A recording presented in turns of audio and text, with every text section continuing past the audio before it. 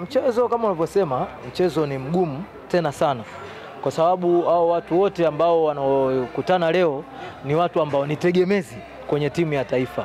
Kwa hiyo tunategemea kwamba ambaye ataicheza vizuri, yani siku husika, yani haiwezekani ukasema mtu fulani atashinda moja kwa moja, na naamini hakuna mtu ambaye anayesema kitendo kama hiko, kwa sababu hawa watu ni watu ambao ni tegemezi, nafu wanajua pulu. Kwa hiyo siku ambapo mtu kweli kawaka, ndio siku hiyo atakuwa mshindi. Hata kama wakiwaka wote, basi itakuwa, kwa sababu mchezo wa pulu uzuri wake hauna draw, ndio atatokea hata mwenye bahati ndio anaweza akashinda. Lakini kwenye uwezo hakuna shaka, yani atakayefungwa leo sio kwamba amwezi mwenzie, yani atakayefungwa leo basi jua kabisa tu kwamba labda siku hiyo yuko vizuri au bahati ipo kwa mwenzie, kwa sababu kwa uwezo kama wameshabiana, yani ni moja kwa moja wako sawa. Lakini Kipedo, ndio naamini wewe kwa mtazamo wako, siamini kama mzani unaweza ukawa una balance kwa wote wawili.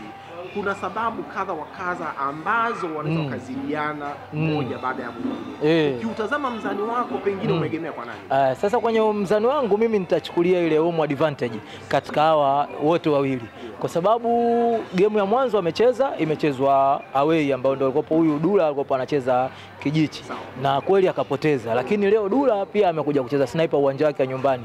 Kuna asilimia kubwa, yani tuseme japokuwa watu wanajua, ila kuna asilimia kubwa ya Dula kuchukua. Yani kama asilimia 100, ina maana basi Dula ana 60 mwenzia na 40.